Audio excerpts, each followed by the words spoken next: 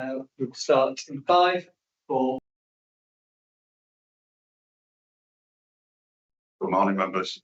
Welcome all to North Yorkshire. Councillor Orrell, it's I believe you're a substitute, but it's good to have a new face here. Welcome the mayor as well. First job of the morning is to elect a new chair who has to be a suitable. Is it suitable? Appropriate person. Appropriate person.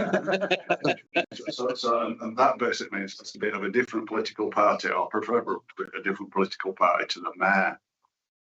So we got the nominations. Councillor Tony Fisher. I propose Councillor Waller. Here the nomination. Yes, can I propose Councillor Watson? I'll second Councillor Watson if that's okay. Second Councillor Waller, if that's required. Any other nominations? So it looks like we're down to a vote. So I'm assuming nobody's happy to do a show of hands for this. So Councillor Waller was nominated first. So those in favour of Councillor Waller. 1, 2, 3, Chair. Thank you. And those in favour of Councillor Watson. 1, 2, 3, 4, 5, 6, Chair. Thank you. That's my job done then. Yeah, I was going to say, can you get out of that seat any quicker?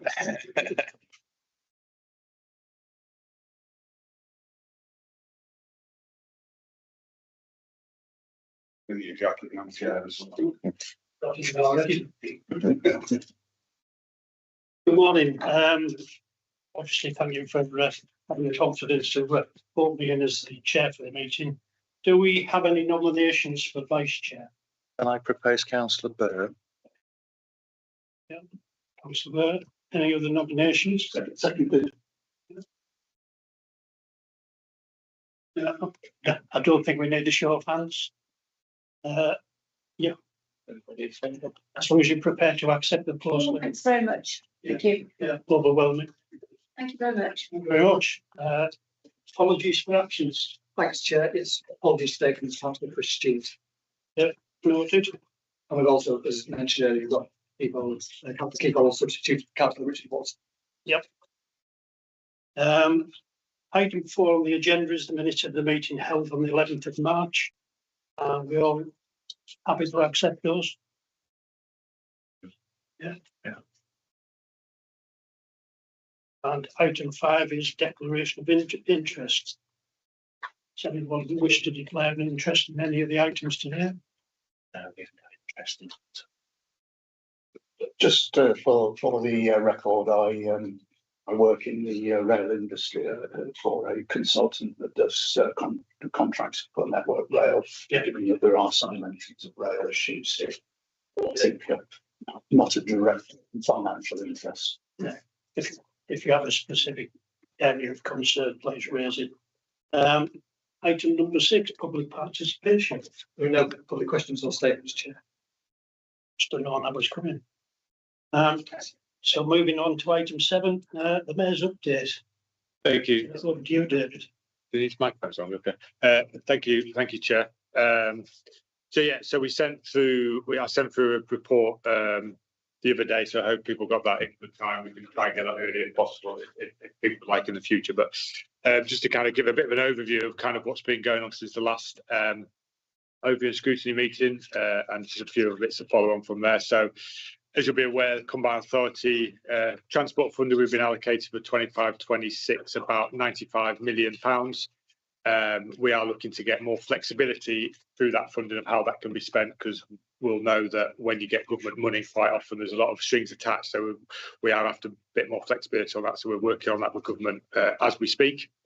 In terms of our transport team, we're out to post for a couple of positions as we speak, including a new transport head of transport as well. A couple of posts are out for hire at the minute, and we've been holding those interviews as we speak. So hopefully we'll have a much stronger transport team going forward. I think our transport team is currently 3 people. So the work they've been able to do has been massive, just with limited staff. So that's ongoing there. In terms of rail, which we've just mentioned there from David Turner talking about rail today, you'll be aware that I co-signed with the South and West Yorkshire Mayor, and we will be bringing in the Hull and East Yorkshire Mayor as well, if he would like to. The review of rail in the region and looking to really bring that investment into rail in our region, particularly looking at areas such as the York to Scarborough line, which is a key growth corridor for us in the region. And just a bit more on transport there. We are also developing the transport plan, transport strategy with both York and North Yorkshire.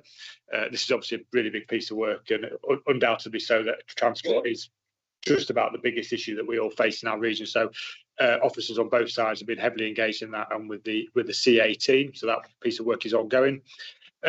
Buses, again, that is a constant area for us to look into how we can improve. We've already made some improvements to things like the Moors and the Dales bus investment, but now we have hopefully that more flexibility in the longer term investment into transport. We can invest longer term into improving buses. We've also been given a franchise model support from government as part of our spending review the other week. So we'll be getting resources and some funding to support what a franchise model would look like in terms of buses in York and North Yorkshire. We all know the challenges around buses in our region. It's incredibly complex and incredibly difficult, and franchise has only really been done in core city regions previously. So the model and the plan that we develop for York and North Yorkshire will be very bespoke and very different to elsewhere. That said, if you look at CAs in terms of the geography coming forward, they are much more like us, as in Hull and East Yorkshire, Cumbria and others, in that sort of sparseness. So we want to be sort of a real leader in this. So having government supporting on that will be key, because it's an incredibly complex area. In terms of the rural England prosperity funding, we were allocated an additional 1.7 million. Which I think was the second highest of any CA got awarded that money. So we've got that now, and that's to support projects throughout the region as well. And again, we'll be working closely with York and North Yorkshire on that. And it's going to be a focus on extending the community buildings project that we did last year, that we picked up from the hangover from SPF that North Yorkshire ran. So that was about 20 projects or so that we supported there. So we're looking to ramp up that offering, and again, because there's slightly more flexibility in that, the previous 600,000 we spent couldn't be touched for those urban. It had to be in North Yorkshire. We have a bit more flexibility around that, so that's a positive one there. Brownfield housing funding, we have been allocated an extra year this year. Was it about 7 million, Andrew? Do you remember off the top of your head? 7.3 million. So the initial 17-18 circa million that we spent in year one of my term was great to get that door so quickly. We've got a really good, strong pipeline of brownfield housing developments opportunities across York and North Yorkshire. That extra 7 million there is great. I'm sure we'll be able to get that outdoor very quickly. And obviously, with the emphasis from government on more development of affordable and social housing, we feel that is probably going to be increased over time as well. And we're also working with Homes England to have that strategic place partnership around how we develop housing long term, because again, along with transport, it's probably our biggest area of concern and challenge. We obviously awarded £3 million as well from the Connect to Work strategy plan, which has been developed as a team by now and will be submitted very soon. So along with that, we've got about £30 million or so going into adult skills funding over this year. So that's a huge amount of money that's been spent into that area. And again, just a big thank to our team who's been able to get that money developed and out the door very quickly, because frustratingly so, it can be quite challenging to spend a lot of money quite quickly. So to have a team be able to do that has been great. We've the Mail Renewables Fund, we got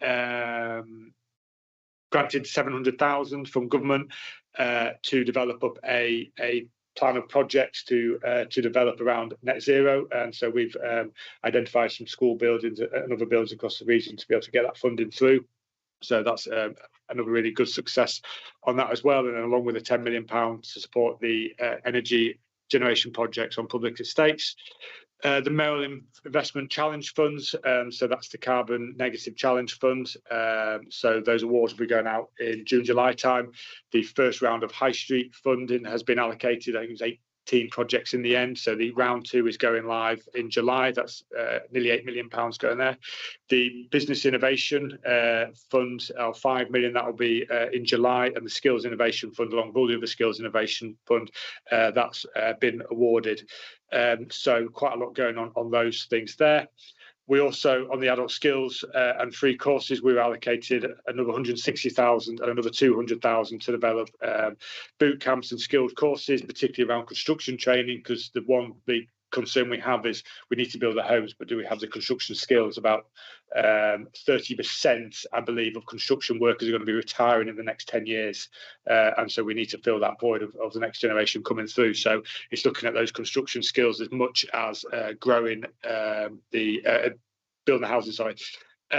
With Grow Yorkshire, which is an arm of our CA, we developed our farm study with Strutton Parker, and that's been over the last 3 or 4 months, and that's been a lot of engagement with the NFU, the CLA and other partners to really give us an understanding of where the farming sector is. We've got over 7,000 farms in York and North Yorkshire, so it's an incredibly important sector for us. And we've got that report back now. We're just going over that, and we'll be announcing the findings of that report at the Great Yorkshire Show in a couple of weeks' time. Great Yorkshire is. Just on a wider piece, just some business and engagement. So UCREEF, for those of you who have been to UCREEF before in Leeds a few weeks ago, it's a big real estate investment conference event. So we were there as the CA, showcasing some of the work we've been doing and what we've got going on. We've also had a Regions and Nations meeting there as well, where all the mayors and devolved nations meet up. So I was able to represent the area of that as well. And we had our mayoral meeting as well, where all the mayors come together as well, pre on that as well. So quite a lot going on. We also just this morning as well, the report from our fire service has been announced today, the report of where they are. Fantastic to see so much improvements happen from our fire service in a very short period of time. There's always much more work to do, but the fact that the fire service under the management of our fire chief has made really big strides in a very quick space of time. So that's great to see, but obviously there is always work to do there as well. So yeah, that's kind of some of the things that's been going on and work we've been doing. Yeah. Any questions for David? We obviously had the CSR announcements earlier in the week. Do you want? Are you in a position to make detailed comments on your view on what we've got and benefits? Yeah, I think obviously the GPA building for York Central is a key that we got out of the spending review last week. That's a really big one to shore up.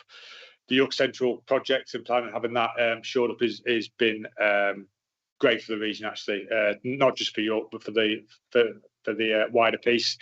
Really gives that some impetus now around York Central, obviously speed and pace on that as well. The bus franchising piece as well is going to be really key for us, because it's not just some funding that will come with that, but it's the knowledge and resources to come and develop that as well. Wider things like keeping the bus fare cap at £3 is obviously great for us, because again, in North Yorkshire, cost of bus travel without that could potentially increase quite drastically. So having that as well, things around free school meal development plans, the investment into NHS areas like that has been incredibly well received. Having a long-term transport settlement has been key for us as well, not just having a year-on-year role, which has been the case. It's incredibly hard to plan when you're only getting funding year on year. So knowing what we're going to get over the next 3 or 4 years is really, really imperative. So we can actually look at how we can develop things like Moore's Bus, Dale's Bus, how we can support park and rides, all these kind of things longer term. That's been incredibly positive as well. There is some frustration on my half on wanting to get essentially more money for transport in particular. That won't have gone unnoticed. We are still pushing for that as well, because we think that it's imperative that we are seen as an area that needs that investment much as anywhere. Unfortunately, a lot of time calculations are done on things like population, for example. Even though we're a very big region, population we're not that big. So it's making sure that we are getting that as well. And obviously infrastructure announcements tomorrow as well, which we're not aware of that yet, but hopefully we'll find out tomorrow on that as well. Yeah. Councillor Waller. You You go first, Alfred. Right, just in relation to the capacity of your transport team, because we had a briefing on the 6th of May, there doesn't seem to be much progress in terms of having someone to get the investment for the York Outer Ring Road, which is an essential part of, now that the local plan that was lodged 6 years ago has now been adopted by the government, that is getting the resources that it needs. Also, in terms of rail, the report that you signed off with Lord Blunkett references the importance of the York Harrogate line, and it's how the shortage of staff in your transport team can actually deliver anything in the time period of the 3-year CSR. So we are, as I said, we are developing the transport team now. The challenge we've had is because we've not known our longer term transport settlement. It's been hard to build a team. We've not known what you're going to be able to spend in the next few years. So now we've got over that hurdle. We are, I say, out for recruitment now, and we'll have at least 2 more members of the transport team starting very soon. We have been working closely with York and North Yorkshire with their transport officers as well. So it's not just those 3 that have been doing it. It's been working with officers as well. On the wider piece around the White Rose and improvements to things like Harrogate and York, that's been done in collaboration with all the transport teams across South and West Yorkshire, who have much larger teams, particularly West Yorkshire, who were born out of a transport authority, so they've got much more capacity there. So again, that's been a real showcase of collaboration and working across other mayors that they've known we haven't had the resources. So a lot of that work has been led by the capacity that South and West Yorkshire has, and we've supported them on that journey to make sure that we're getting our pieces there as well. In terms of highways and the Outer Ring Road, as an example, we have been engaging with government on that, the requirements for the funding around that, and for the A64 and A66, for example, as well.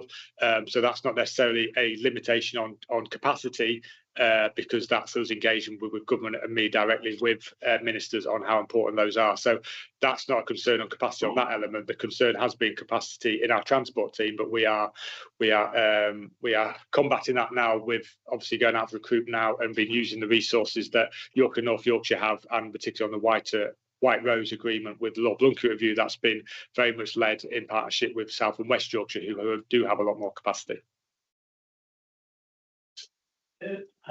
Councillor Fisher next, I believe. Thank you, Chair. Thank you, Mayor. I'm sorry to sound like a stuck record, but this is a scheme that I've been campaigning for since 1983, and it's Haxby Station. Now, I welcome the £14 million investment that was announced by Lord Blunkett to fix Yorkshire's prolonged railways. I was disappointed that only 2.4 billion is going to be released between now and 2030. How likely is it, in your view, that some of that money will be allocated to fund Haxby Station, because it is virtually shovel ready, just needs planning permission, and it will be ready to go? You know, all the preliminary work's been done, the business plan has been done, all the groundwork, the planning application is ready to go in. All we need is the funding, because it's very frustrating to see at the moment 1 train each way per hour go through my village, which is something we have to live with because they'll have a crossing come down, the 3 of them. If it goes to 2, it'll be even more frustrating that we see our village closed off half the time and we can't get on the trains in the local area. So can you give us some assurance that you are going to try and move that project forward as fast as possible, please? Yeah, I am, and that's why it's one of our main priorities around rail. And that's why we've been talking about it up for a long period of time. And that's why I've emphasised it to be in the White Rose agreement, for example. Just on the funding point, I'll just come back to that slightly if I may. The reason why our White Rose and the Lord Blunkett review is realistic is because we're not asking for the 14 billion straight away, because we know that's not going to happen. That's why it's been staggered. So that initial part of that £2 billion, I think that's what makes it realistic, because we know we're not going to get a cheque tomorrow for £14 billion. So I think that's where we have to be realistic. Yes, we all want everything to happen tomorrow. I am as frustrated in speed and pace as anyone is, but I think we need to be realistic. That's why we've done it in that staggered approach, so it is realistic to government. But Haxby is paramount for me and our region, quite frankly, and that's why we've been pressing it a lot, and that's why I spoke about it many times, why we engage with government on it. It's why it's part of our transport strategy. It's why I've been, when we had Lord Henley up, even though it was suggested that I didn't speak on Haxby Station, I very much did speak heavily on Haxby Station, and that's why we are pressing hard for that. It's one of our very big asks to government, and as you say, it's shovel ready. Not the most amount of money ever for some rail projects. We'll be aware that rail projects can go into a lot, and rail is always expensive to do, but in terms of a project for our region, it's really important, and so that's why it's part of that Lord Buncliffe bill. It's why we've been pressing very hard on it. So I think it'll be, yeah, as you say, on your area where you spoke about there, about how it was, support that initial community, but also that wider piece of that whole Yorkshire Scarborough line as well. It's really integral to all that as well. So I'm somewhat optimistic, but I really don't know. But I think we are pushing hard for that as one of our main rail projects here. Thank you. Councillor Packham. Thanks, Chair. It's probably a question that I would know the answer to had I been on this committee any length of time. In terms of the Brownfield Housing Fund, you mentioned sites, called for sites there. Are these sites that already have permission and have a developer? Yeah, so those sites that come forward from Yorkshire, North Yorkshire, generally speaking, are sites that are ready to go. So it's almost like shovel-ready ones, for example, in sort of terms. So the initial call, initially in year one, we had funding of about 12.6 million. We got such inundated with calls for projects coming in that we actually put an extra 4.5 million from the Mail Investment Fund to top it up to 17 million, because we had such a strong call for sites coming forward. That will open up the opportunity for around about 1,200 homes. About 60% of them are affordable or social homes. Obviously, that's a really big imperative for our region. It's all one thing building homes, but it's the affordability of the homes that is key for us. And then the initial money we've got now is an extra 7.3 million, which, because it's year in, it will probably need to be projects that are quite literally ready to go, because it will be need to spend in year, which would have been the same. I'm not speaking out to on that. I think that's right, isn't it? Yeah. It would have been the same with the money last year, in terms of it being projects that are ready to go now, which is great because it means those projects can get going really quickly. But what we want now from government, which I think which will be the direction of travel, is that knowing what we're going to get over the next, say, 5 or 10 years. So we're not just picking off projects that are ready to go, because it's also looking at that long-term investment pipeline that we can bring those forward as well, actually have that speed and pace. So instead of looking at having 7 or 8 million each year, if we know we're getting 7 or 8 million a year for 5 years, you bring 35, 40 million all together at the start, and actually you can develop projects and get them going quicker. Because some project, obviously, any project that builds homes is positive, but actually it's hard to have a real focused strategy, because sometimes it is just the ones that are ready, whereas actually you might be looking at, there's a real housing need in this area or this area, this area, but those projects might not be ready to fund right now, if you understand. So, but if those projects might be ready to go in 2 or 3 years' time, if we've got that funding, knowing that we can work with them and get them going. But yeah, the speed to get that money out the door was great. But the way, generally speaking, that brownfield funding has been used is in brownfield urban areas, generally speaking. And so our call to government as well is get more flexibility around that in terms of how we can use that funding. So we'd really like to look at a strategy, for example, which actually develops buildings that are currently not used for housing but are empty or derelict, for example, and what our strategy can be to actually repurpose those for housing. Because yes, we want to build new housing, affordable housing, but actually is there an option where we can develop property that maybe the 2 authorities own or whatever it may be. Obviously, we also own the fire stations and the sites the fire stations sit on. There's 38 fire stations, so there might be land on those fire stations that we can develop for key worker houses as well. So just having more flexibility in it. But yeah, they are generally projects that are pretty much ready to go, because it needs to be spent in year. Sorry. Can I ask a quick follow-up, Chair? Sorry. Yeah. In terms of the affordable housing, 60% from 1,200 homes is quite impressive.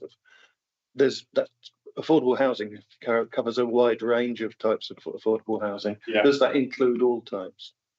So it class like affordable and social is in that element as well. So a project, for example, we supported was in Beedale, where it was with Broadacres, and it was about 90 or so homes, wasn't it? I think it was. And there was social homes there that we support. So we were the only ones that funded it, obviously, but we sort of helped to get it over the line. And some of those homes are 4-bed homes that have been rented for about £400 a month, so incredibly affordable. But also the energy efficiency of the homes also makes them affordable to run as homes as well. So they're the kind of projects that would be classed in that element as well. But obviously, the more affordable and social element of that housing that we can bring in, absolutely better, because that's really what our region needs, frankly. Yeah, I'm just going to just pick up a clarification on the affordable, which is that the majority of the affordable houses that are provided on these schemes are from the registered providers, so the housing associations and the council. So that's how they're developed. So they're usually in, as David said, they're usually in social housing, rented, that type of area. So they're not affordable as in the cheaper. They're affordable because they're part of the housing association. Okay, okay. Yeah. Councillor Orrell, I believe you were. Yes, at the initial Mexican wave. thank you, Chair. Following up on Councillor Waters' mention of the York Outer Ring Road, you said that York to Scarborough was a key growth corridor. One of the obstacles to that growth must be the Outer Ring Road, not just for York, it obviously has an impact on York, but for Norton, Scarborough, Piley and other areas. If you don't use the road, you won't realise that it's gridlocked all day, every day. Traffic moves, it either stops or moves at very slow speeds. That must be inhibiting growth all the time. It also has an impact on climate change, of course. Stationary and slow-moving traffic has more emissions than free-flowing traffic. So it's one of the reports is talking about climate change. This will inhibit any ambitions you have in that direction. Do you have a more precise timetable as when this is likely to happen? The ring road to be upgraded. I don't have a precise time, but I agree on everything you say. I mean, I live in Weldrake, and I've lived in the centre of York for 10 years as well. So I've spent many hours on that ring road. So I know it well. I was on it this morning. But that's why our emphasis on not just developing roads, but also developing our public transport and active travel is also a key part of it, because there's only so many times you can add another lane into a road before it just becomes ridiculous and you're just going to put more and more capacity on it. So it's a dual approach where we need pardon the pun, sorry Chair, that's an awful pun. It's approach where we need to improve in the public transport offering, so rail, bus and the active travel provision as well, to reduce the dependency on cars, but also things like developing the ring road, developing the A64 would also need to come as well. But we know that the cost to develop those projects is great. And what I have power and funding over is public transport, for example, active travel. So that's where we're spending our money and our resources. That's not to say we're not working with government to try and get that investment, because it is going to inhibit growth and it is going to cause all those things. And but there is only so much space you can take up before you need to also be looking at alternative modes to just depending on the car. And that's what we need to be. That's what we are developing at the same time. Just a quick follow-up, Chair. Yes, we want more rail transport and so on, but that doesn't help with the deliveries that a lot of firms have to get and send out. Well, if I could just come on that though, obviously, if we are reducing dependency of cars, then it would reduce congestion. Therefore, it would increase the flow of traffic, and that's kind of the problem here. Is we can dual roads, absolutely. It's a very expensive thing to do, but you can. But then when they become oversubscribed, for want of a better term, then what do you do? And that's why we've always sort of had. Well, that's why I've always had the drive. What is it with puns today? Sorry. That's why I've always wanted to, develop the public transport offering as much as anything else, because we need to be taking congestion off the roads where possible and giving people alternative, viable, affordable options to just using the car. I know I live in Weldrake. I am travelling all over North Yorkshire on a daily basis. I am using my car too much, but at the minute, there aren't many other ways to get around the region. If you're having to go to Settle, for example, you're probably getting in your car, because if not, it's going to take you days to get there any other way. But there are definitely improvements we can make, and that's what we're developing. But with things like knowing that there is road improvements that do need to come with it as well, because then you are going to free up that road space for people like who are doing deliveries, freight, whatever it may be, to be able to use those roads. you can't get out of Weldrake, never mind get to any other place. But Yeah. the trouble with the ring road is the longer it's delayed, the more the costs increase. And that's happening, constantly. If it had been done 2 or 3 years ago, it would have been a lot less cost. I don't disagree on that, and that's a question for the previous Prime Minister, who lives here somewhere. Okay, moving across the room, Councillor Kevin Foster, please. Something about I'm a bit like a long playing record as well. So the Arriva bus service where I live is just about collapsing now. It's in such a shocking state, which is connection to the Darlington railway station, Northallerton railway stations. It's the X26. It's not subsidised. We can't hold them to account. My inbox is actually filling up with my responsibility. And the question is, they're actually getting in contact with the mayors and they're saying they're not getting any contact back. Now, you mentioned you can have some more staff. Is a reporting system that we can develop from the combined authority, so all the complaints go to there, so you can get a better picture of what's going on right through North Yorkshire and York, rather than hammering councillors that have no authority to deal with this. And it's just getting this X26 is just, I mean, my experience, I went 2 weeks ago, went to catch a bus to Richmond. First 2 buses didn't come. I ended up giving up, had to be in Richmond for a certain time. Now that's all right for me. I took a car and left it there. To get a taxi, it costs you 10 quid. So it's great having £3 buses, but they've got to turn up to use them. So the cost is really, really important to people, and it's really making an effect in her. And I share your disappointment from the spending review. I was absolutely horrified when we found out we got nothing for our transport. Is there any way we can get Arriva in, and can we give them some money to make sure they run on time, to give them incentives to do it? And finally, on the point of the buses, I asked at the last meeting on the 6th of March, you having an update, your meeting with Arriva, did that at the meeting take place? Because I can't get them in a room to speak to them.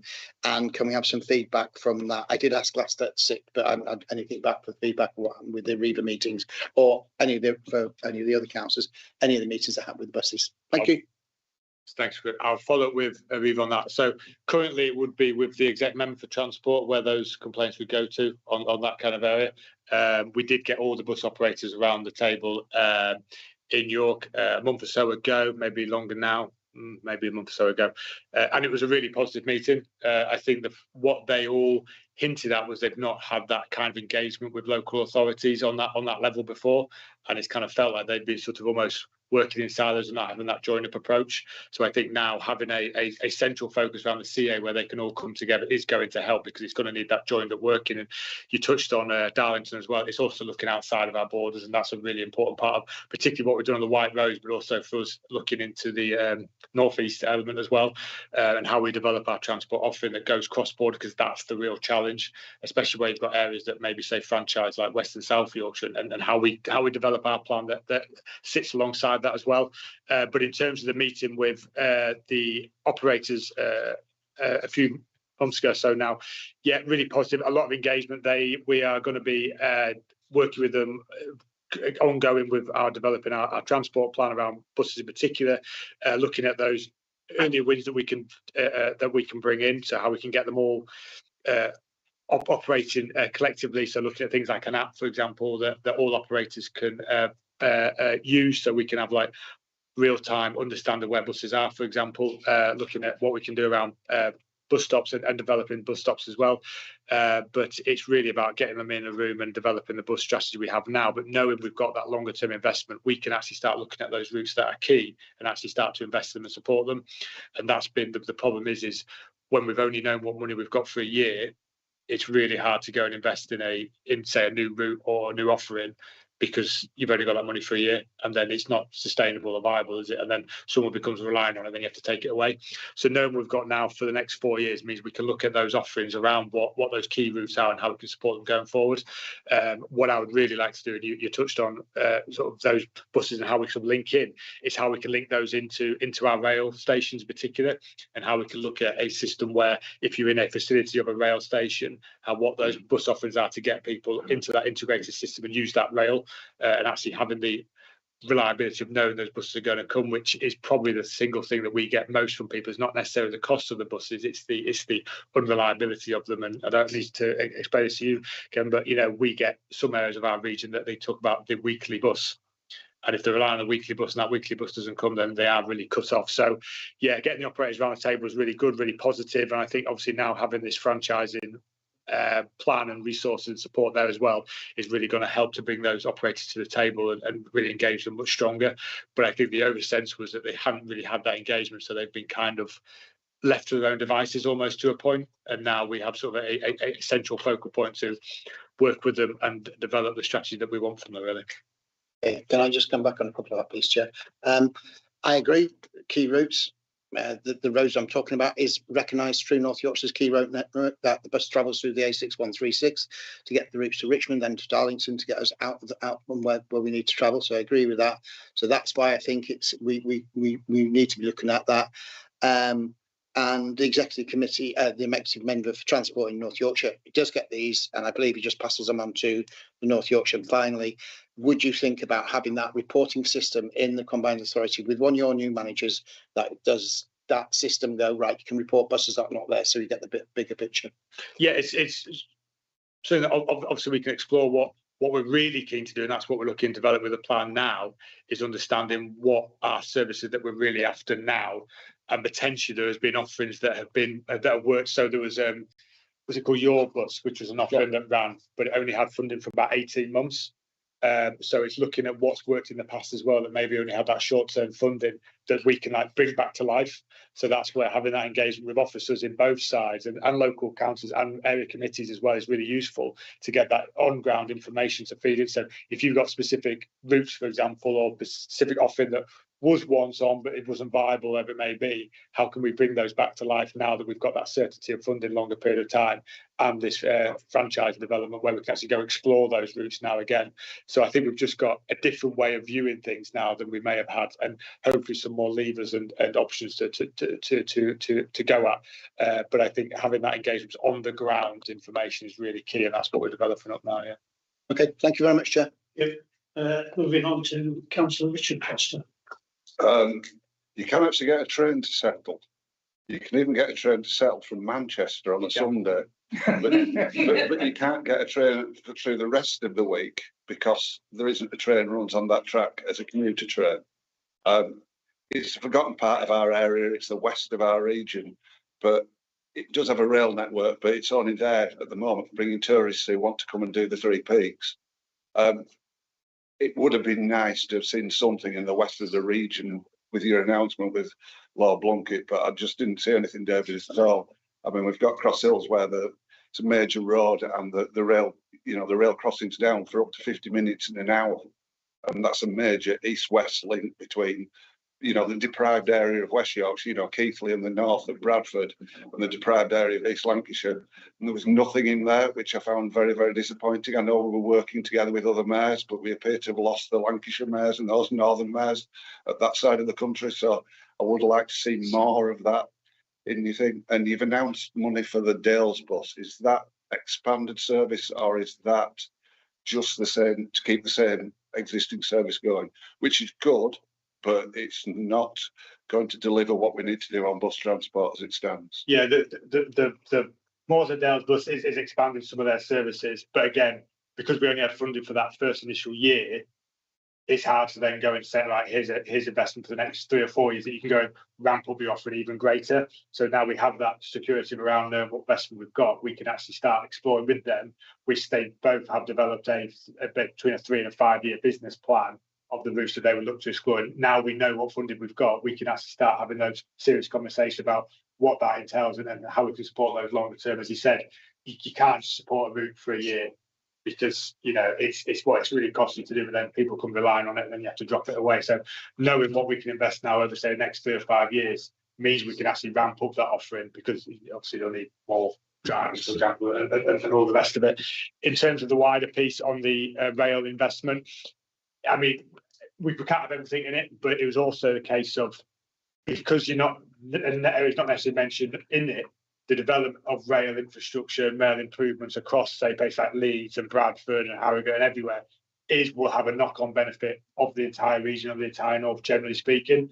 So even the work that Andy, Mayor Burnham and Mayor Rotham are doing over the side of the Pennines, and the investment on, on Trans-Pennines route and all the rest of it, even though specific areas might not be mentioned, the improvement in the rail investment infrastructure is going to have that knock-on benefit of the entire region. So we couldn't name every single route, and because it would probably become untenable, but actually emphasising those key larger investment areas, knowing that it will have that knock-on benefit into the rest of the area, I think is the key, and that's where that future improvements will come. Councillor Burns. Morning, Mayor. Thank you for your report. Very pleased to hear about your actions to try and help the coastal area, the Scarborough area, finally the York to Malton to Seamer regarding the trains. So obviously, you know that for over 50 years we've been promised a dualling and we are gridlocked on the A64. So our aim has to be to do something different and get the cars off the road. But the only way that we can do it is to have that half-hour service, which I think that you are trying to bring forward. This would help with many things. For example, we have the food festival at Malton. People were absolutely flocking there, but because they couldn't get there every half hour, they had to go A64. Same with Scarborough, people want to go on the trains, but they have to go on the A64 because they can't get there quick enough. So my question to you is very similar to Councillor Orrell's, is have you got any timelines that this may be happening? Because obviously during the A64 was 50 years and that ain't happened, but hopefully you will be able to get things moving a little bit sooner for us to have half-hour train journeys from York to Malton to Scarborough. Have you got any update on this? Yeah, we're working to a time frame of probably 27.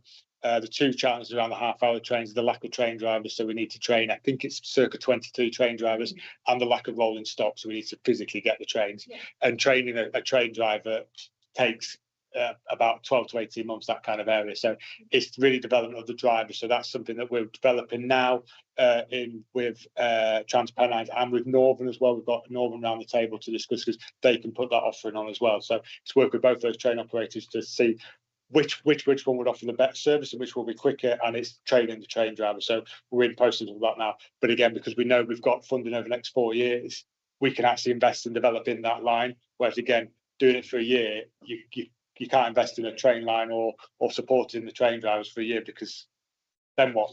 Whereas now we have that longer term investment, it means we can develop that. So we are working to the time frame of 27, but the main restriction is how long it takes to physically train a driver. Because if you take a driver from there, then that route obviously becomes impacted. So we need basically new drivers to come in and do that. So it is developing that at speed. Yeah. Good. Well, thank you for that. That's really positive. Thank you. Thank you. Councillor Williams. A couple of points. Just in terms of train travel, which of course is very difficult from Ripon. But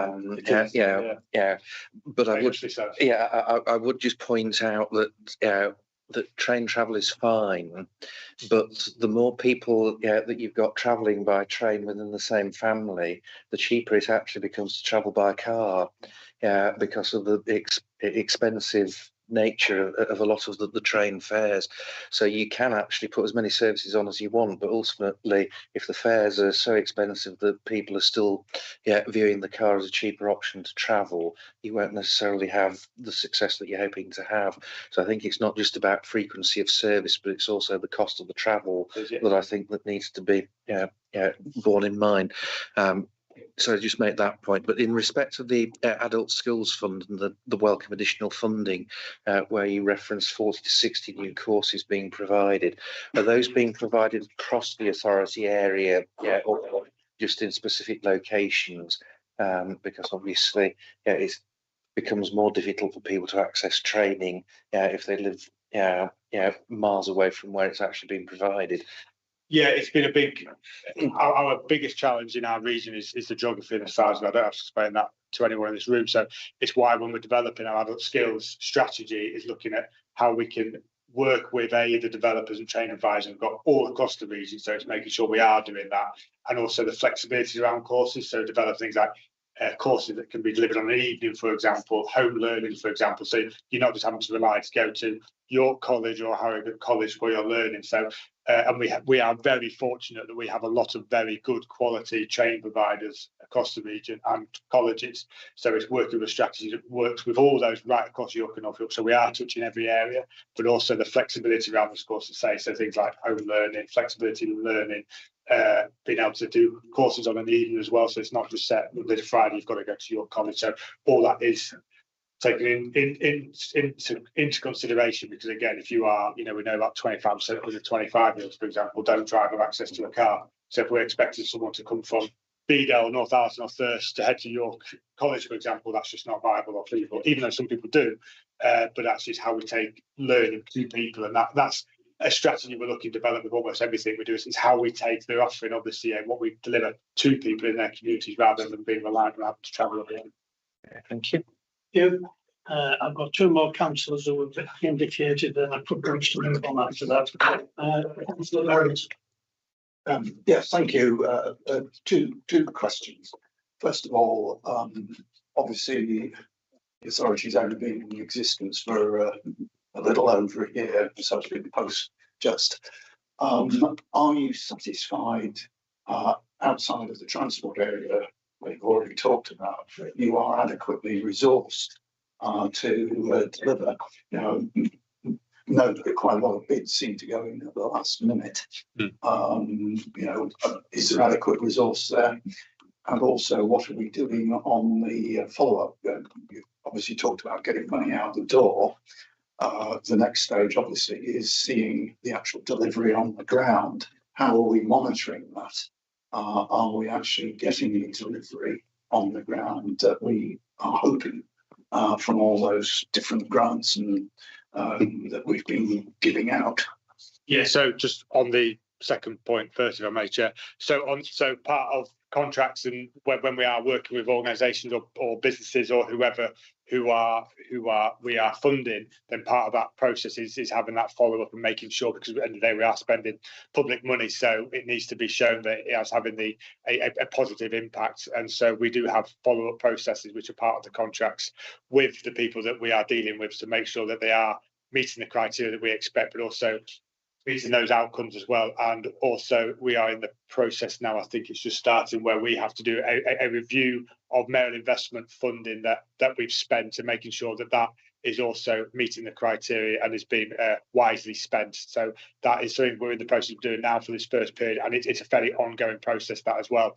In terms of resources, no, we probably are lacking in certain areas, which is why we are bringing in more people as we speak. The team has been very thin, but it's been incredible the work that they've done and been able to get the money out the door. So, for example, our skills team is 2-3 people. So to get 25-30 million out the door has been incredible. Our housing team, for example, for a long time was basically you and Liz, and so to get £18 million of brownfield funding out the door so quickly was a great achievement.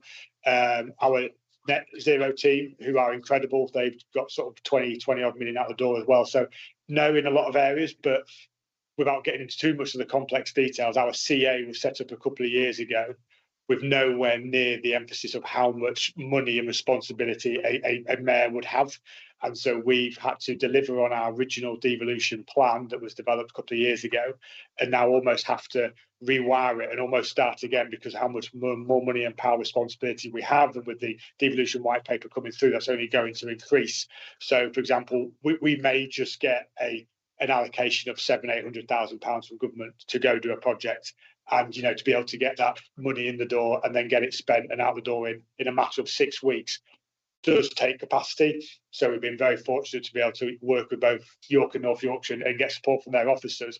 But going forward, if we want to be a much stronger strategic combined authority and be able to take on that more responsibility, we are going to have to bring in more people to develop that. But that will only be in line with money coming in. We're not just going to build a team for the sake of it. It'll be building in to go with that is required to deliver on the responsibilities and things we have. So, and also in that, we've not even touched on the the police and fire side of things. Obviously, we've gone through a whole restructure of the OPFCC and amalgamating that team in terms of their leadership, the work they do, the procurement, the comms team, everything from that side as well has been a huge piece of work. So to do all that as well in the last 12 months has been a huge piece of work. But there's obviously a lot of carryover from what the OPFCC did in itself in isolation before it's part of CA and what the CA does now. So there's a lot of crossover working. So there's going to be a lot of shared resources and ability there. But we certainly do need more people, and we are in the process of bringing more people in. Thank you. My second question. How many? A third question. This is a shorter one. You mentioned the land use strategy consultation. Is that available for members of the scrutiny committee to read? And in terms of the government's planning bill and the advent of regional and spatial planning powers, are we gearing up to run with that when it finally lands? Yeah, so in terms of our own resources and delivering the outcomes. Yeah, so I might let Andrew just touch a little bit of this because it's more his area. But in terms of spatial plan, we are ramping up that now. So Mayor Rotherham in Liverpool said even though it's a relatively straightforward thing to do, it's also at the same time incredibly complex and very time consuming. I think they took something like 6 years to develop their spatial plan. So we've always started to move in that direction. I believe Andrew started to already look at what that would entail. Because it is a very big piece of work to do. But a key element for us, obviously, to understanding, our region, quite frankly, where those development opportunities are going to be. That's somewhat about right on the spatial. Yeah, on the spatial strategy. So the duty through the bill will not come to us until probably this time next year. We put a report to the last combined authority meeting a few weeks back. 2 weeks ago. 2 weeks ago. But really set out a position which is that we wanted to start to accelerate work on that prior to it, in particularly so that we could work very closely with North Yorkshire Council as they were preparing their current local plan, and City of York now it's got its approved plan, but we can integrate with what that's doing in terms of any revisions or whatever it might be required. So the idea is that we start moving very quickly on the spatial plan, but very much in consultation with the 4 planning authorities, because we mustn't forget the 2 national park planning authorities, to enable us to have that overview rather than simply us go off separately.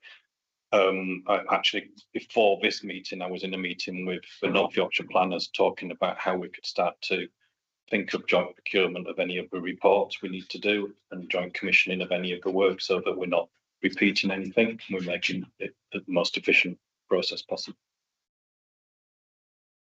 Councillor Orwell. Thank you, Chair. The Mayoral Renewables Fund, are we in competition with other devolution areas, and who decides what the successful bids are? In terms of the £700,000 bid, do you mean? There's a 10 million fund that the government. It's number 10 on the agenda. Oh yeah, that's the one. Yeah. We're not in competition with any other areas. There was a sort of allocation provided to us of 700. So we get the full. So we get the full 700. Sorry, yeah. So it's part of that 10 million. Yeah. Sorry, yeah. And that's kind of if you put a bid in, effectively, we've got the bid. So yeah, sorry, yeah. Right. And the schemes came from both local authorities, pipeline schemes that were ready, so they were put in, and the police and. And the authority decides which are the best. So there's been a decision to make which of the schemes that have gone forward. Government will then approve that, but the allocation is the allocation. It's not a bidding process. Yeah. So each is allocated that, and then as long as your schemes fit that criteria, then you will get it essentially.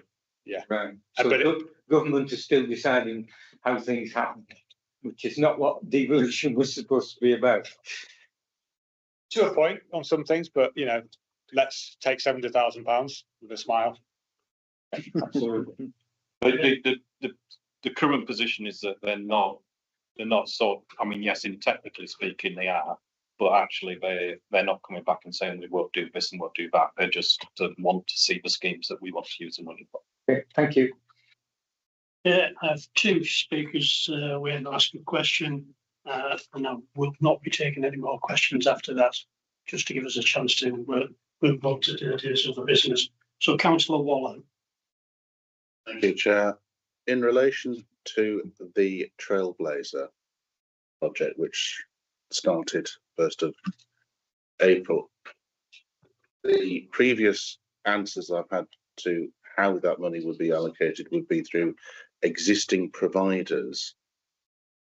I'm not able to see locally in a ward that you name checked in a number of your speeches where this is appearing. Where what the actual providers are appearing? Yes, I talked to existing providers. They are not saying, oh, there's additional money coming through from the mayoral system. And therefore, whilst there is the need for that work to take place, both from an individual's perspective and small businesses, because the majority of people are employed by small businesses, they are having to tackle issues for their own economic survival. But if you're anticipating that people are being encouraged into work, then there needs to be the connection between both sides. It's just not visible at the moment at grassroots level. The £10 million. Yeah. So is the question is, who are those providers who receive the £10 million? I'm sure we'll be able to get that information to you. Just to clarify this, sorry, Chair. There is still a block of that £10 million that is still in essence a procurement commissioning process, so they haven't been announced as such. So, and then there's blocks of funding that is going to City of York Council, North Yorkshire Council, and the Integrated Care Board. Those three bodies are just for finalising their delivery plans for that chunk of money. Once those delivery plans are formalised, that information can be circulated and will be public, so you can see directly where that funding is going to. So that's the current position. So we can get that information too. Thanks. Yeah, and finally, Councillor Burton. Slightly following on from the other topic that Councillor Wales just brought up. I noticed the Connect to Work, you're putting in for 3 million. That just briefly, what does that all that entail? And is that linked to the Trailblazer fund in some way? It will certainly run in partnership with, so the 10 million Trailblazer and 3 million. This is sometimes the challenge is that you get lots of individual pots of money that are restrained into certain areas, and obviously we would love the flexibility of having just a single pot of money. So that's where we need to be very savvy as a team and actually develop a strategy that is the Trailblazer element of it, and then actually has that connecting to work bit element as well, and how it kind of filters through. So it's very much working in tandem with. Now they are technically probably in silo, but we're developing a plan that actually has that pipeline where the furthest to reach people away potentially from work, and how we can have that flow all the way through, support them, because it might be the fact that you want to get someone back into work, but they may not be ready to go into work for whatever it may be. So actually it's developing a plan that actually supports, so takes all those barriers down. So for example, they might not have a house to go and live in, for example, they may be having struggles with their mental health, whatever it may be. So it's taking away all those blockers, and that's part of the two plans together. So then people are then ready in a place to actually then go into work, because it's one thing saying we want people to go and work in the next 6 weeks, which I think the Connect Work one is, but actually if there's lots of barriers in between there, then they're not going to be fixed in 6 weeks. So it's how we use the Trailblazer and the Connect to Work as a sort of a pipeline supporting people right the way through from the furthest potential away from work, and how we take all those different barriers away. So it might be physical ones, it might be mental health ones, it might be challenged around their finances, it might be challenged about where they live, whatever it may be, and take as many of those barriers down there. So then when they are actually in a place, now I am ready to go and work, because not everyone is unfortunately ready to work, and it could be for a whole host of different reasons, doesn't it? So it's make sure we're taking all those barriers down, so then when someone is ready to go to work, then they can start going to look for work and going to have interviews and all the rest of it. So the two plans are looking at how you take all those barriers out of the way and then have that pipeline of people that can work along that carousel and then end up in work in the end, because it's all well and good saying we need to get people to work, but that's not even half the story, is it? Quite frankly, there's a lots of other barriers that might be in the place. And then part of the Trailblazer also looking at the actual sort of employment side of things, actually how we can work with employees to make sure that they're supporting people who are in work now, for example, or why are people leaving work? It might be an employer element that might be one of the barriers as well. So it's that whole structure for yeah. Thank you very much. But we're hoping on the Trailblazer that might be one of the projects that are extended. So we're working on government. Obviously, if we get really good positive review of that and how that money's been spent and it's seen to deliver, then we're hoping that'll be one of the projects that we can really ramp up and press on with, and having that longer term again investment, so we can really ramp up and improve the offering, because again that's in year spend of a year, and unfortunately again it is quite challenging to get money out the door quite quickly, which is why using current providers, as Andrew quite touched on there, both authorities for example, is really key, is to get that money into them quickly, because they've already been doing that work already in some guys. Yeah. Thank you. Despite saying I wasn't going to allow any more questions, I've got one person who's obviously desperate to ask a question. So Not a question, it's a request. I don't know if I'm the only one, but I haven't got my head around exactly what pots of funding are available and what the restrictions on them and how they're ring fenced.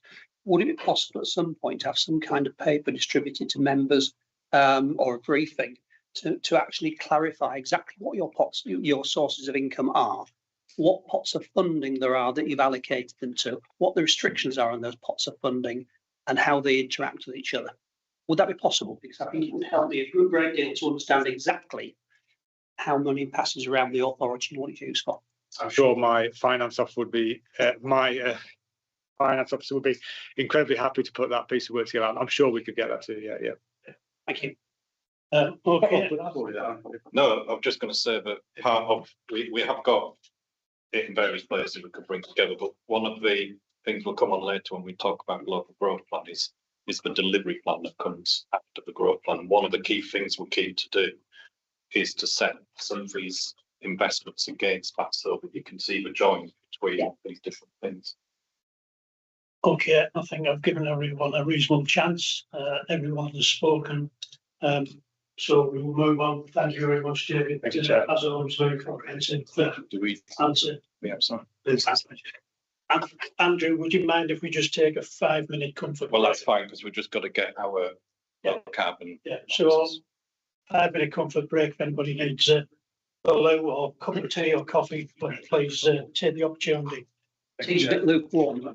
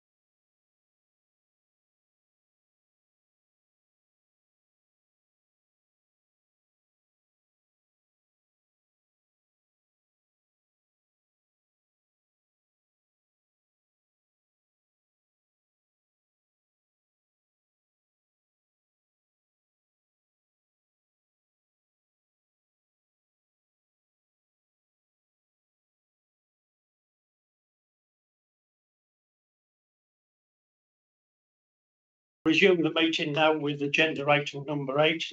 I believe we saw this back in March. So can I ask that we take it as written and move to any questions? Is everybody happy with that? I'll take silence as a yes. Always. So any questions on the route map to carbon negativity? Councillor Merritts. Yes, so two questions. One is obviously about making sure that we, at least in due course, will be covering all 3 scope emissions. Recognise on scope 3 it's quite difficult at the present time in terms of tracing stuff through the supply systems and so on. But it's obviously one of those areas, given that the scale of scope 3 quite often dwarfs 1 and 2, that a handle is eventually got on it. So I'm hoping that the strategy will ensure that we have a strategy for developing, in effect, the information systems progressively through third parties, and then eventually for looking to how we can influence. Yeah, at the moment, the research that we've done is focused on scope 1 and scope 2 emissions. We have previously explored how we can get that evidence base for scope 3, but unfortunately the various consultants that we spoke to about it said that it was incredibly challenging and that they could do it for us, but it essentially wouldn't be worth the paper it's written on. So our approach at the moment is really through those 3 pillars that we've set out in the report. So we've got decarbonising our energy system, which is mainly scope 1 and scope 2 emissions, but then we've got supporting the shift towards the circular economy, and that's where we can really tackle those scope 3 emissions, because if we're minimising waste throughout our supply chains, and we're supporting businesses in other areas, not just our own, to make products that last, that's where we can really reduce the emissions from consumption. And then the 3rd pillar is around enhancing our natural capital, which is more about carbon sequestration. And in part of that as well, we've obviously got agriculture, and there are significant scope 3 emissions from agriculture as well, which will be tackled through those strategic priorities. But we can definitely take that feedback on board and actually maybe have a section in the route map around scope 3 emissions, so we can clearly kind of summarise how we're going to address those scope 3 emissions. Good. Councillor Foster. More of a comment really. I attended the presentation last week in York. I think it was really good. I think one of the benefits here is that the mayor and the department have got good ambitions on carbon reduction, and I think the benefit from Yorkshire is hopefully we're in a really good position that some other councils are not really up to this, not interested in carbon zero. We are, and I think this is a really good way of getting grants that will connect with other things like retrofit and stuff like that. So I think this is really positive that the combined authority is proactively looking at net zero, and I applaud what they're doing, and let's hope we get some really good grants for pushing forward and supporting this. So then anybody who was there, I'd like to know, it was just great, and over 200 people at the meeting. Some really good presentations and explained what their ambitions were. Thank you, Chair. It's good to see obviously a clear and comprehensive strategy, and that we're progressing well within that. One more question from Councillor Merritts. One of the issues obviously is going to be the transition away from fossil fuels, and obviously with the energy system, major changes in energy. We obviously have some big employers in the sub-region who are invested in the old. Is the strategy going to have a real focus on how we get the transition and a just transition for all the people who are employed in those? And I'm thinking around the big power plant in the south part of the sub-region in terms of getting getting good replacement jobs that are in the right place for the future. We could perhaps start with, and then. Yeah, sorry, did you want me to start? No, I was just going to pick up the jobs thing generally, Yeah. but actually I think this links into what we're coming on to when we go through the growth plan, because I think that's part of trying to transition to new employment and therefore creating those new types of jobs. I think there's also lots of job opportunities in the green economy that we can start to look at that transition. But if there was some major shift, then we would utilise our skills teams together with the local authorities, together with people like DWP and Job Centre Plus and all of us, just to deal with those transitions so that nobody, in some sense, is left behind in terms of that type of. But sorry, just. Yeah, no. Just to build on that, we are very much working with our skills team to make sure that we've got the right skills in the economy for the transition, and through the development of the retrofit strategy that you'll hear about after this update, there have been a number of roles that have been identified that could move across into the retrofit space, and those are typically the ones that have those kind of engineering backgrounds that could move across from sectors or subsectors that are at risk. Thank you. Councillor Waller. Thank you, Chair. I think just building on that aspect of employment, and whilst the physicist within me revels in the discussion of carbon neutrality, it has to be kept real. And I noted that, Katie, you mentioned people buying things that last. I think I'd also add on to that things that can get repaired. And that in itself is something that people like.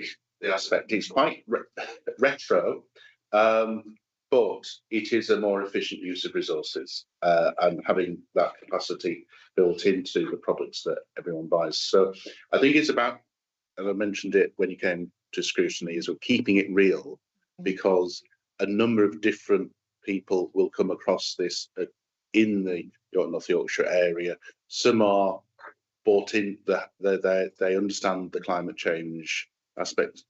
There's a bit of scepticism creeping in, and I think we need to challenge that to say this is actually delivering a better place to live in, and job opportunities that if we just stuck to the technologies that were applicable 20 years ago, then the same thing would happen as those industries that stuck with the technologies of the 1860s, that they were superseded.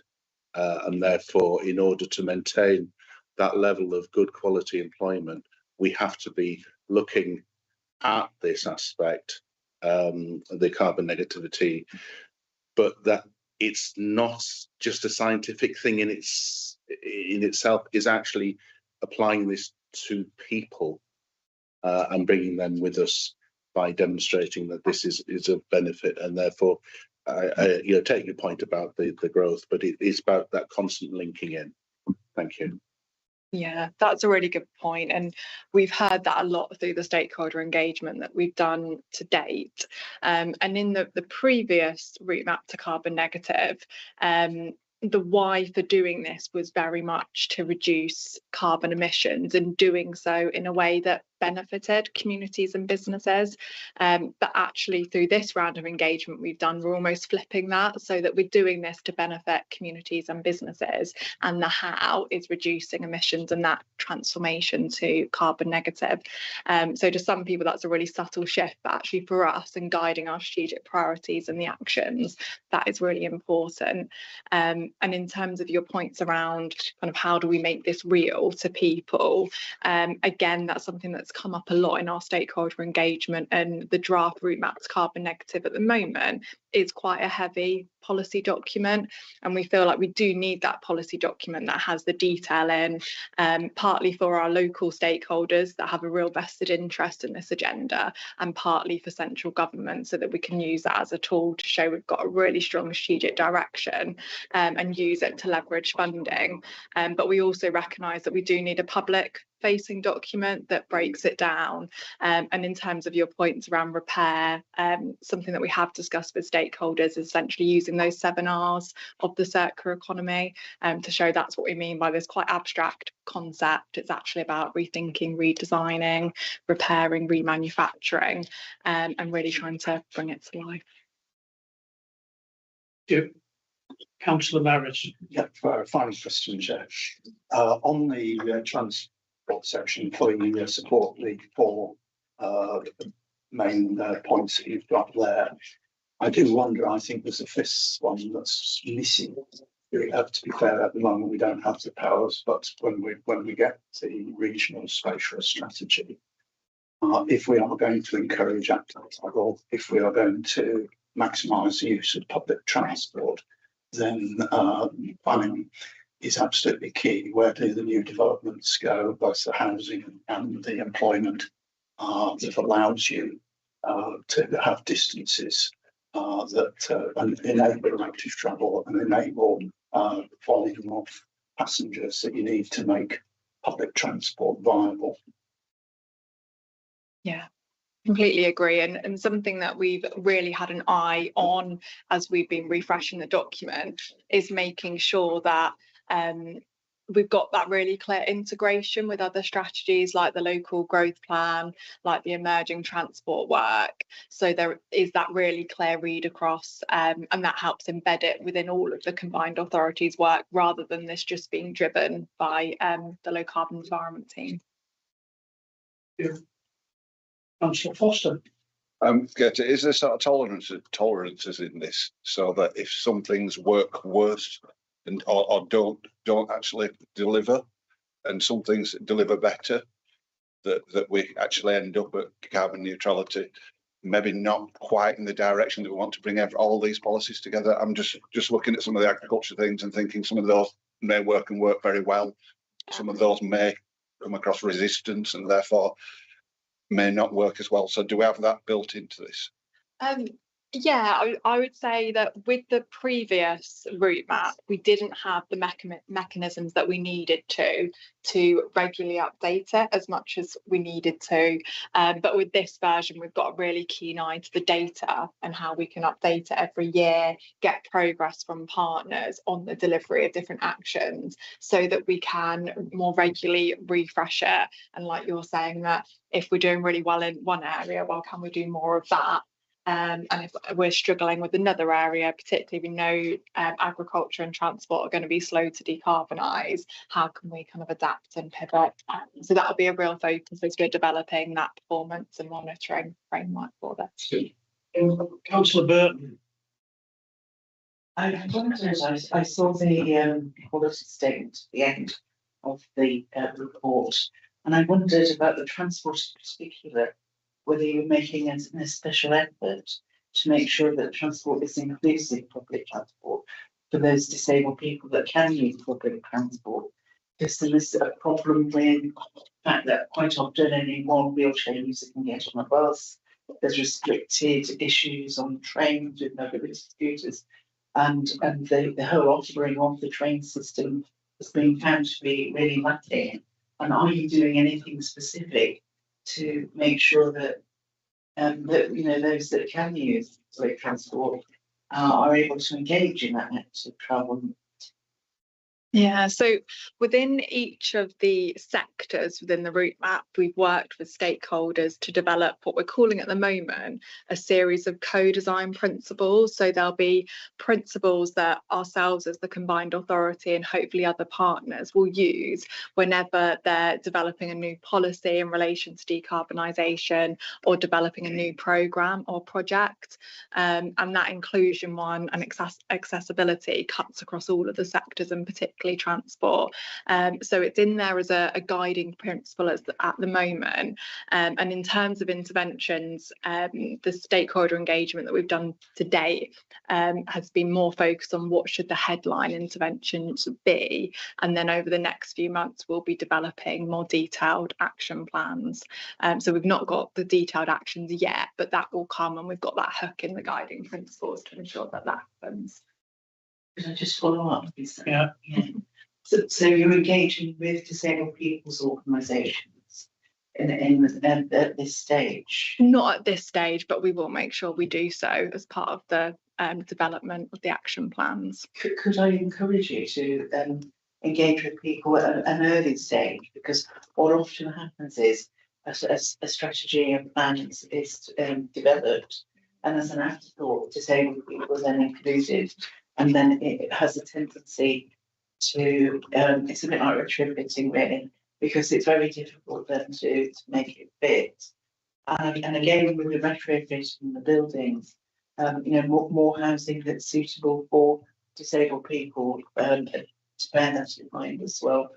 Yeah, we can definitely bring that up in terms of the timeline of activities. Because I know there are organisations in York, some of which I belong to, and I think there's a North Yorkshire Disabled People's Forum as well. Thank you. Councillor Fisher. Thank you, Chair. I have the enormous pleasure of sitting on City of York's Planning Committee, and one of the things that I always get incredibly frustrated with is when developments come up and I ask, what are you doing about heat pumps? What are you doing about solar panels? Now, some developers are good on that. They will actually take our views on board and they will incorporate energy saving measures in, generation measures in. Unfortunately, there are a few who flatly refuse, say, oh no, we'll leave it to the developer, to the owner to get them put in if they wish to do so. And that can lead to some disasters, because in one house in Claxton, which has solar panels all over its north-facing roof, which is wonderful because it doesn't generate anything like as much electricity it would. We obviously, this combined authority obviously funds some housing developments through the Brownfield Housing Trust. Do we put strings on that to say that we want a certain proportion of the houses to have solar panels on them? Because I think, any south-facing roof, in my opinion, and I'm sorry the government hasn't gone along the lines of this, any south-facing roof which isn't shaded should have solar panels on it. And heat pumps, they can generate noise, but they, in most locations, they are suitable, provided the house is suitable to install them. I'd just like the authority to put as many strings on as possible to try and make sure that the houses we put have as many renewable energy sources as possible. Just picking up on, so on brownfield housing, we probably didn't make that absolutely specific when we did the first few rounds of brownfield housing. Although we did have criteria that related to it in the sense of the projects scored higher if they had those things on. As we're moving through now, we are looking to actually tie that in much more clearly. But also we're working very much, as I said earlier, the brownfield housing funding and the affordable bits of that are going through the registered providers, the housing associations, etc. We're working very closely with the housing partnership to ensure that there is a quality standard maintained, which includes environmental as well as space and other things. So those things is trying to get picked up in that basis. Now, obviously, that's for the social housing aspect, not necessarily the new build aspect, but we would be keen not to be supporting new build where it wasn't picking that up, because as we'll come on to on retrofit, we just add to the retrofit mix if that's the case. Yeah, but I appreciate new build, fitting at new build is much cheaper and much more effective than retrofitting. Obviously retrofit we can't do anything about, but thank you. I see you seem to have got that tied up. Thank you. Yeah. Just going back to the document and the next steps, obviously there are a number of stages in place there where there's the opportunity for members of the committee, etc., to get involved, and also sort of for us to be given an update. Yeah. Is there any more to elaborate on this point? Yeah, so we've now got a series of challenge sessions scheduled for the end of this month and early July, and these will be sector specific and essentially getting into the detail of the proposed carbon reduction pathway, the draft strategic priorities that are included within the paper, and then the headline actions that we've got so far. So the team will make sure that those dates are circulated to scrutiny members. And if anyone would like to attend those sessions, you're more than welcome to. We can also, in between meetings, if members would like to see the outputs from those sessions, that we can circulate those. And then from those challenge sessions, we will refine the draft of the route map that will then go to the combined authority meeting on the 26th of September for consideration. Thank you for that. So moving on to the recommendation on page 27, paragraph 12. Are we happy as a committee to accept the recommendations and move on to next stages? I propose we accept them, Chair. I propose we accept them, Chair. Is that what you're looking for? Proposal to accept them? I'm proposing that we move on, yeah. Oh, sorry. That we accept the recommendation. Mr. White said that, You Chair. seconded it. Yeah. I'll take the thunderous silence from everyone else that they also have done. Thank you very much, Katie. Very much appreciate your time. And we will now move on to the retrofit strategy update. Sorry, again, can we take it as read as regards the documentations? And if you have any specific questions, please raise your hand and let me know.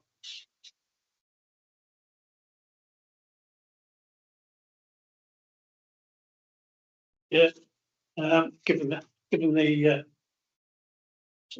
sorry, Councillor Foster. As somebody who's stupid enough to try and retrofit the house while living in it, and an old stone built house, and the difficulties that progresses. I know that we've done some work, and there is actually a retrofit open day coming up in Skipton, but some of that are really older properties now. Solid wall stone built houses are exceedingly difficult to retrofit. Yet they're in some of the areas with sort of like the worst real poverty that are not on a gas network. But electric supply to some of these areas is at best poor, and the local grids will not take cars being charged and electric heating and everything else that's going on in those areas. So it's really how we're going to manage that over, which is going to be a very slow process. A, getting people to understand that it's even possible, and then B, pulling them forward. The simple things of putting double glazed windows in and better front doors and all those sort of things are very easy to do. But once you've got the drafts out of these properties, you really then struggle with anything else, and putting solar panels on the roof or putting a heat pump outside has no real effect on those properties. Ground source does have some effect, but air source is very, very pointless, really, and you end up having to have a lot of other types of electric heating in your house in order to keep them warm. So it's really just how we go about doing that. It just seems a very complicated thing. Do we just take the low lying fruit and cavity wall insulation, loft insulation, and the more modern build houses where we should have put things in 10 years ago, 15 years ago, and didn't, and now probably regretting not going further with those properties to make them at least carbon neutral, if not carbon positive, negative? Yeah, I think it's a very difficult question. So in between when I wrote the paper and then now, we've been working further on the draft, and something that we've been trying to do as part of that is do some mapping and kind of identify, if we got given an amount of money, what would we actually do with it, and where are the areas that we could start. And one of the things that we've been using as part of that is the local area energy plans, because those do identify focus areas for fabric upgrades, so insulation and windows and doors, as you said, but also for heat pumps and other measures as well. So the focus areas for those are primarily, it's what the local area energy plans term low regrets, which basically means that it's areas that we won't have many regrets about taking action in those areas. And a lot of those are linked to where there's a lot of off gas, and where there are big opportunities to undertake heat pump installations at scale.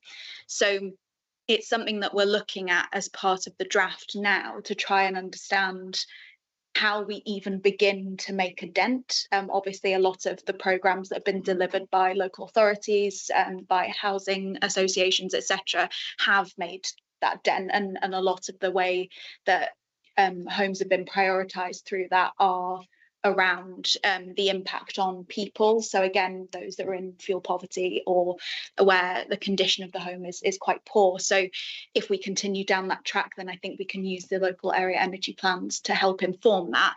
But as Katie referenced with the route map as well, we are trying to get more data to inform those decisions to make sure that we're doing the right thing.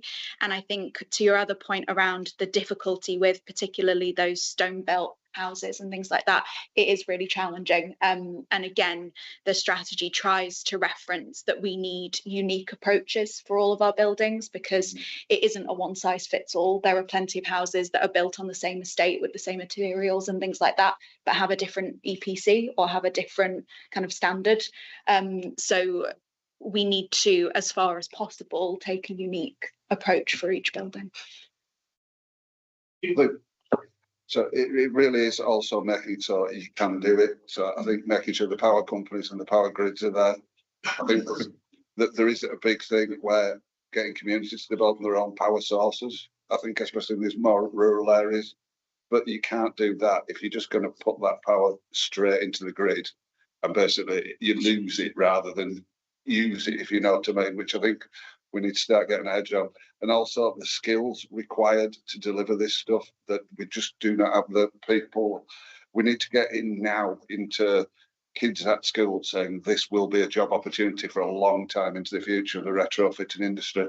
I think going into media studies and doing things like that probably might struggle to get a career, but this will be a career for really for the next 20, 30, 40, 50 years of going into old homes and retrofitting them and bringing them forward. And there should be something somewhere. It's not on this thing, but it's part of the Mayor Skills things that we really are training these people up, because they are going to be busy, well-paid people. Good. Am I able to? Do you want to reply to that, Lucy? Just on the kind of network and grid issue, Northern Power Grid and Northern Gas Networks both sit on the task and finish group for the retrofit strategy, so it is something that we constantly kind of talk about. And on the skills side, again, as referenced in the paper, skills and supply chain is one of the strategic priorities, because it is such an important and the phrase that we use quite a lot is chicken and egg, in that we need a supply chain to deliver the amount of retrofit, but we need the amount of retrofit to produce the supply chain and to support them. So yeah, it is something, the skills piece is a really big part of the strategy. Yeah, Councillor Merritt. Yeah, when we've seen sort of previous initiatives around home insulation, around solar panels from the government, we've seen a sort of rush of people heading to the industries, and then when the subsidies are reduced, then they're all collapsing. But one of the other things that we saw in those was you both have sort of individual, small individual local suppliers, and I think that's what we predominantly have locally from my knowledge in terms of sort of retrofitting. But you also get the development of more national companies that have standardized solutions and so on, and start to then gobble up the market. What thinking are we doing in terms of perhaps the latter? Because if we're going to do the volume, then we need those volume deliverers that we can actually gobble up. For people in York and North Yorkshire, the market for those potential larger firms. I notice scaling up was something that was mentioned in one of in the Financial Times report the other day, in terms of how is the government going to get growth generally, and sort of flagging that we're good at getting startups, but we're not good at then moving on from the startups to sort of medium scale and larger scale businesses. So it also obviously links to your growth plan. But so I just wondered what thought we've given to that in terms of the opportunities that developing the retrofit market might offer in terms of larger scale employment, as opposed to just more small deliverers. Yeah. So again, in the skills and supply chain aspect of the strategy, Katie mentioned it earlier, but we undertook something called the retrofit skills assessment, which looked at essentially what does our supply chain for retrofit look like now, and then based on our net zero and carbon negative aspirations, what does it need to look like in the future, and then what the gap is between those two. And as part of that, we spoke to a lot of businesses about kind of what would stop them from growing as businesses, employing more people, and that was a range of sizes. Some of them were big manufacturers, some of them were like one-person businesses, and the main thing that came across was certainty. So as you say, there have been schemes in the past that run for a few years. People pile all of their enthusiasm and resources into it, and then the funding ends and they have to cut back. So that certainty is one of the things that they think is really valuable around trying to make sure that there is a clear, this is what's going to happen and roughly when, and an idea of scale, so that businesses can plan properly and invest in people and skills and all those kinds of things.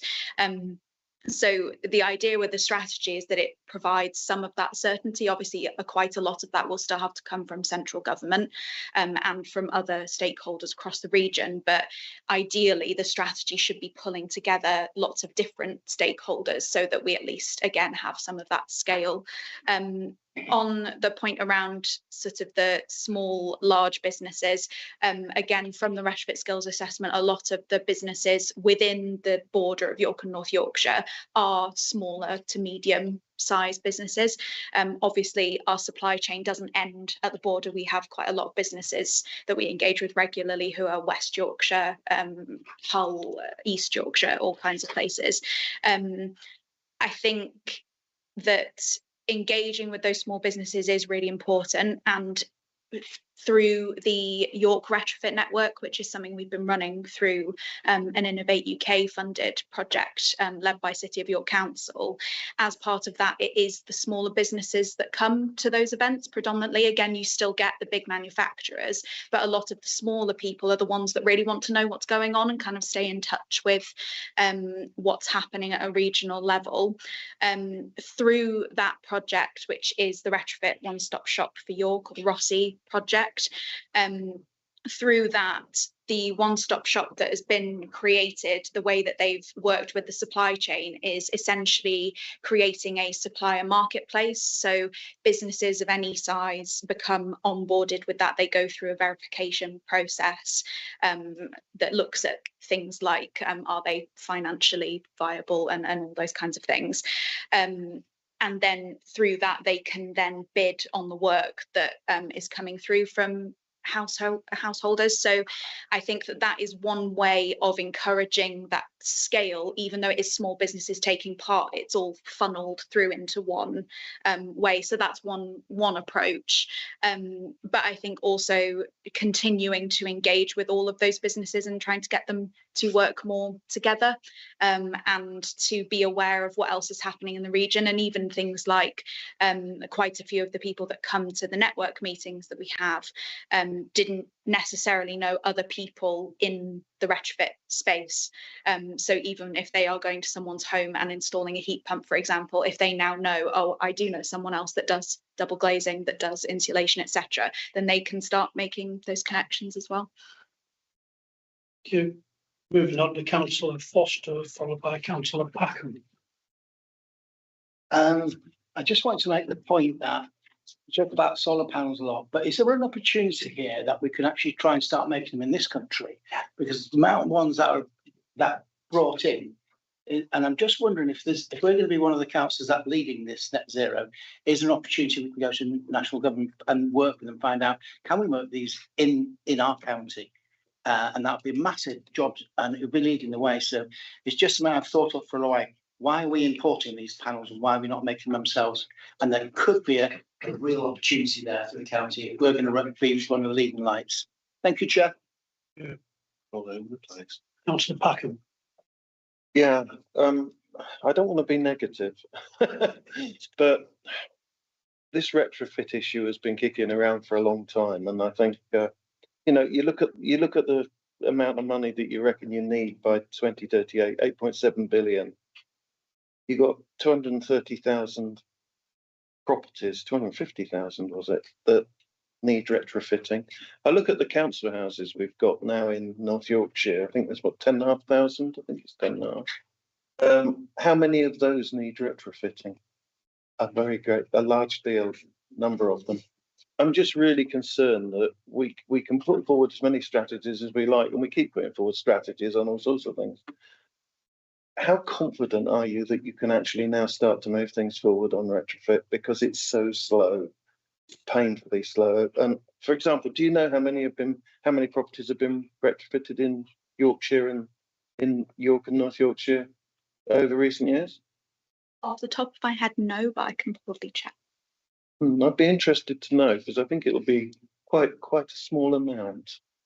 And you're trying to step this up by, well, presumably by 2038. I don't like to be a skeptic, but I'm afraid I am in that respect. Sorry. I think just picking that point up about the council housing, but also the housing association housing. There's a lot of work within this strategy that's been done with all, I think there's 28 providers that provide that type of housing. Certainly the likes of Broadacres are certainly now starting to retrofit a lot of our properties quite mainly because the costs are coming down, and the ability to do it, and the skills are starting to be addressed in that sort of context. So although looking at it, I can completely get where you're coming from in the sense that it's great big ambition and a lot to do, but there are some steps being made through this work to really start to look at where the dent can be made. But it isn't an easy task. No one would say it was. Yeah. I'd like to see some reports back at some stage as to how it's going. You know, if we actually make any progress in, say, a year, that would be interesting. Don't think any of us can underestimate the size of the challenge and the complexity of all of the issues involved. Best of luck. In fairness. Right, I'm moving to the recommendations. I'm conscious we have another agenda item after this one. So I'm proposing to accept the recommendation as written in 12.1. We all happy with that? Mm-hmm. Thank you. Moving on.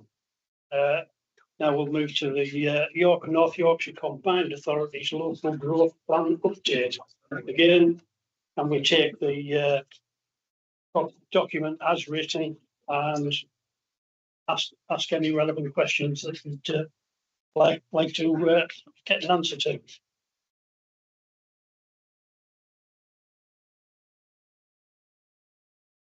Are we all happy with the document as written?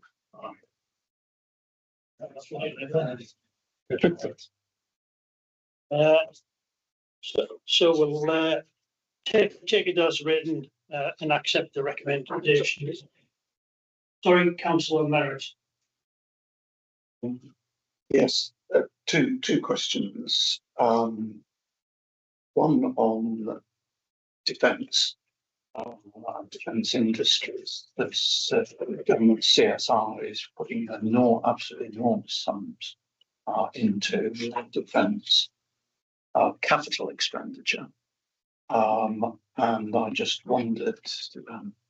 Appreciate that's probably been a bit left field in terms of the development of the growth strategy, but how well we've given consideration to that area, whether we do have opportunities out of that in terms of jobs and employment.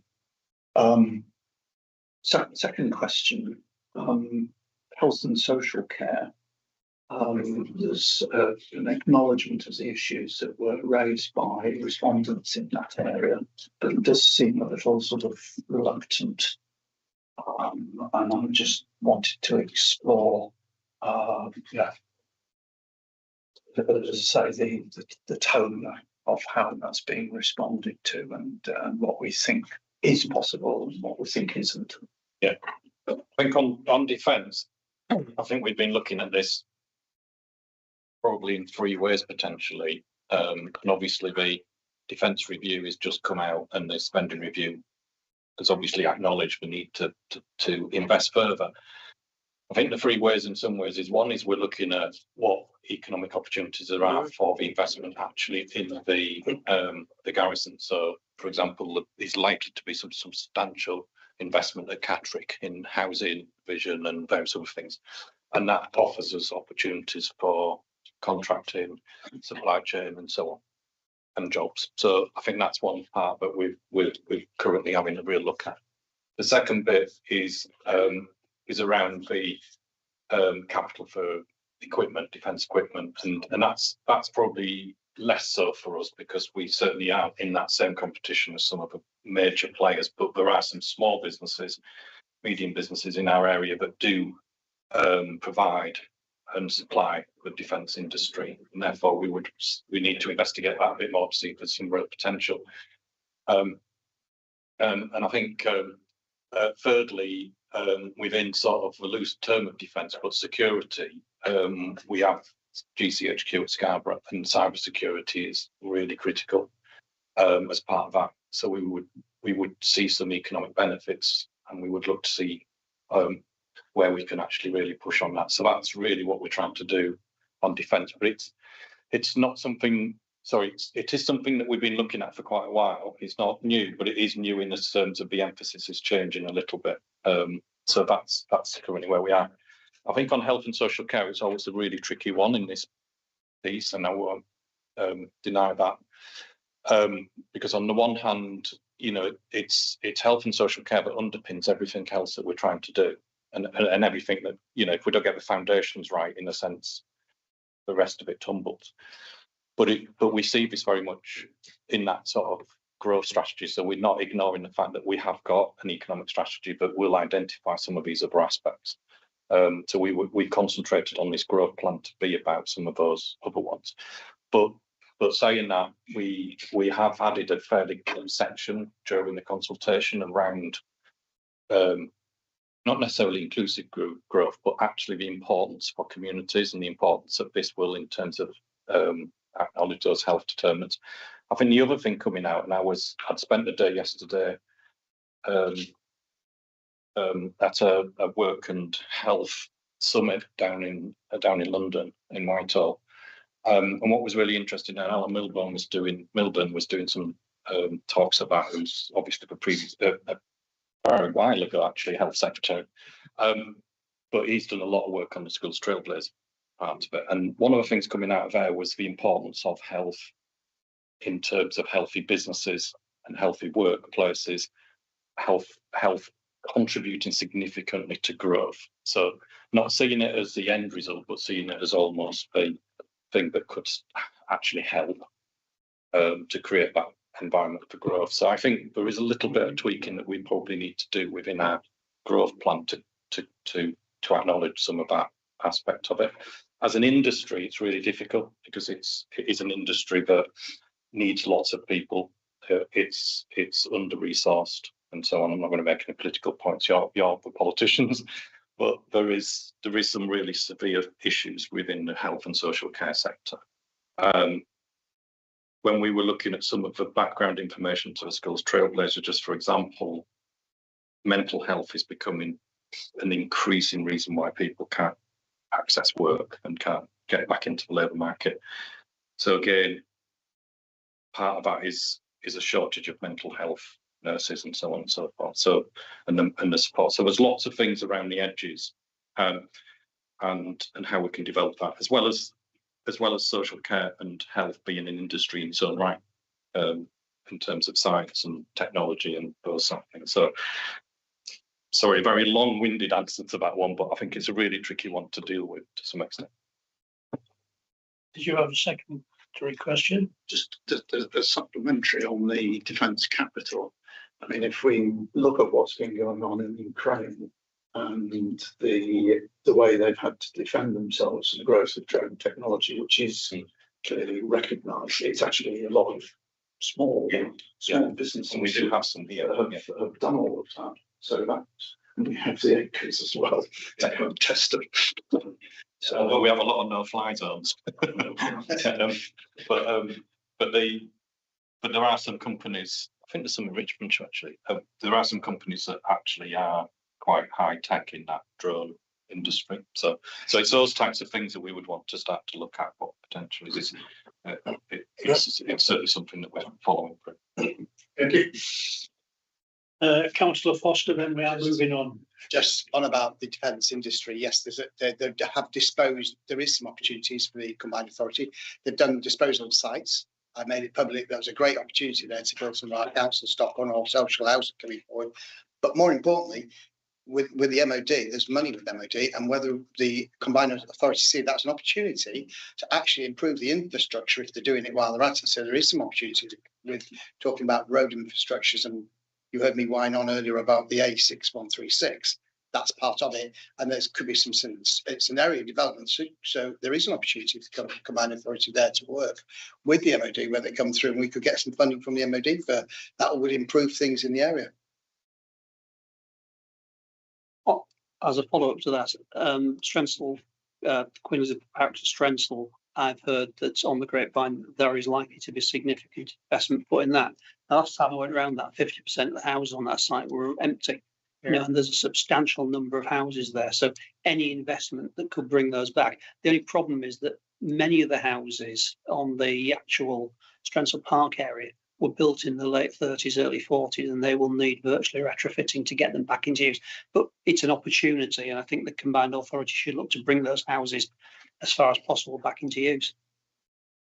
Yeah, I mean, we have regular discussions with MOD and the DIOV infrastructure organisation. So we would pick that. Good. So moving to the recommendation, it's recommended that overview and scrutiny note the outcomes of the local growth plan consultation, and overview and scrutiny provide feedback on the emerging growth plan to help shape final draft. I'm sure I can rely on you all to do that. So I'll take it that we're accepting that recommendation. We thank officers for all the work that's been done on that. And that's previous to I'll pass that through. Yeah, some really good stuff. Forward. Huge thank you to Andrew for attending. Overview and scrutiny work programme. As always, there's a number of things that we've noted over the previous meetings for future discussion. If there's anything particularly in there that you'd like bringing forward for the next meeting, please email myself or Will. We'll do our best to accommodate. Any final comments before I close the meeting today? Yes, just one. That's on the date of the next meeting. And the time. We seem to be having a 10 o'clock start in York and a 10:30 start in North Allerton. Could we regulise so that we have the same start time at both venues? Quick show of hands. Who is okay with a 10 o'clock start? The other one. Now you can stand up and take your hands from underneath your posterior. Can I take it 10:30 as the preferred time? Yeah, I can use my bus pass to get in. Yes. 10:30 for all future. Right. Yeah. Okay. It means you can get across the ring road because you're not in the rush hour traffic then. No, you won't. Yeah. Well, I don't seem to have this. I visit York regularly, and I never have the same problems that you seem to express in terms of getting around. Thank you, ladies and gentlemen, for your perseverance today. I'll now close the meeting. Well, Chair. Do you know how much it would have cost to put a second